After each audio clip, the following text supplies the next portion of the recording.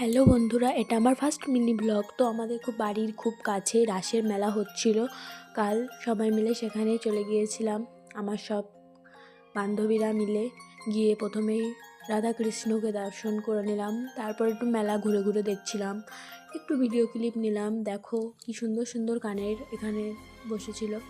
তারপর মেলা মানেই যেটা মাস্ট, বাদাম আর জিলাপি, এগুলো নিলাম, খেলাম। আরও অনেক রকম ফুচকা আর নানান রকম খেয়েছিলাম, সেগুলো ক্লিপ নিতে কিছুই মনে